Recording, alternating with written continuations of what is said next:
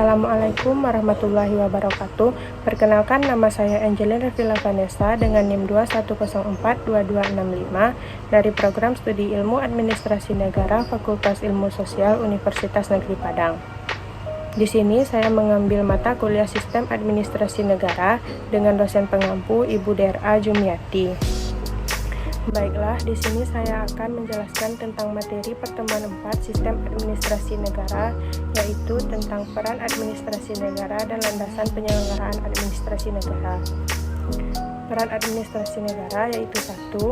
Stabilisator masyarakat. Karena keinginan dan kebutuhan manusia tidak mungkin sama, administrasi negara harus mampu menyerap dan menyesuaikan dengan aspirasi masyarakat.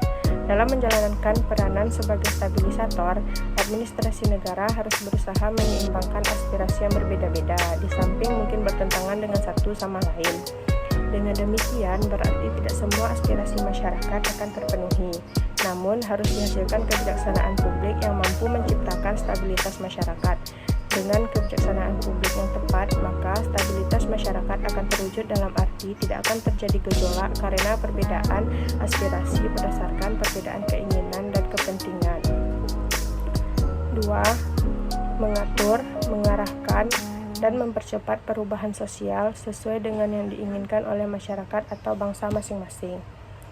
Perubahan sosial yang direncanakan disebut dengan pembangunan untuk mewujudkan suatu kondisi tertentu bagi rakyat atau bangsa di masa yang akan datang. Administrasi negara dalam mewujudkannya harus berperan sebagai pelaksana dan sekaligus mengkoordinasikannya agar seluruh kegiatan termasuk yang dilaksanakan oleh masyarakat terarah pada tujuan berupa perubahan sosial yang diinginkan tersebut. 3. Mengantar dan mendorong rakyat memasuki kehidupan sebagai masyarakat maju dan modern. Seperti telah disebutkan di atas, bahwa administrasi negara berperan dalam perubahan sosial. Antara lain melalui pelaksanaan pembangunan, usaha itu tidak mungkin mengelak dari perkembangan dan kemajuan ilmu dan teknologi yang pesat dari negara maju dan modern.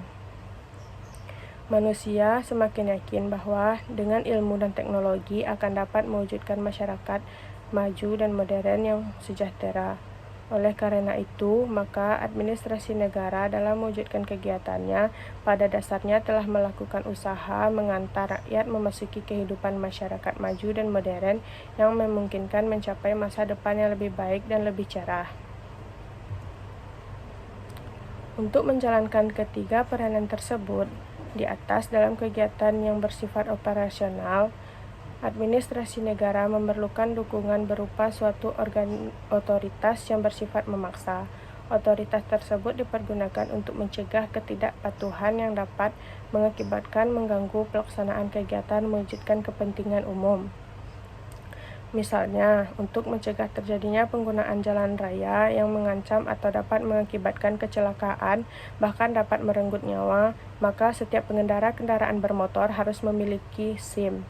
Seorang pengendara yang tidak memiliki SIM akan berhadapan dengan hukum yang dijalankan oleh aparat pelaksanaan administrasi negara meskipun belum menabrak atau melanggar seseorang atau sesuatu. 2. Landasan penyelenggaraan administrasi negara. Landasan ideal Pancasila. Landasan ideal bagi penyelenggara administrasi negara Indonesia adalah identik dengan landasan ideal Negara Kesatuan Republik Indonesia, yaitu Pancasila. Pancasila sebagai dasar negara Republik Indonesia merupakan sumber dari segala sumber hukum yang berlaku di negara Republik Indonesia. Sumber dari segala sumber hukum dan pandangan hidup, kesadaran dan cita-cita moral yang meliputi suasana kejiwaan dan watak bangsa negara yang bersangkutan.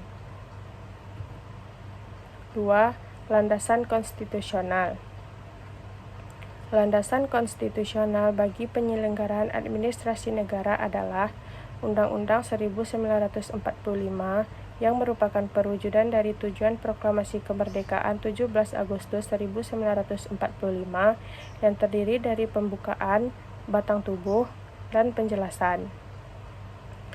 Pembukaan Undang-Undang 1945 selalu merupakan Penuangan dari jiwa proklamasi 17 Agustus 1945 yaitu Pancasila juga mengandung cita-cita luhur dari proklamasi kemerdekaan sendiri. Pembukaan Undang-Undang Dasar juga merupakan sumber motivasi dan aspirasi perjuangan serta tekad bangsa Indonesia dan sumber cita-cita hukum dan cita-cita moral yang ingin ditegaskan oleh bangsa Indonesia serta sekaligus merupakan dasar dan sumber hukum dari batang tubuhnya. Batang tubuh Undang-Undang Dasar 1945 terdiri dari 16 bab, 37 pasal, 4 pasal aturan peralihan, dan 2 ayat aturan tambahan yang antara lain menetapkan bentuk dan kedaulatan kekuasaan pemerintahan negara, kedudukan, dan fungsi lembaga tertinggi negara serta pemerintahan negara merupakan dasar bagi penyelenggaraan dan perkembangan sistem administrasi negara Republik Indonesia. Batang tubuh 1. Pasal-pasal yang mengatur tentang sistem pemerintahan negara. 2.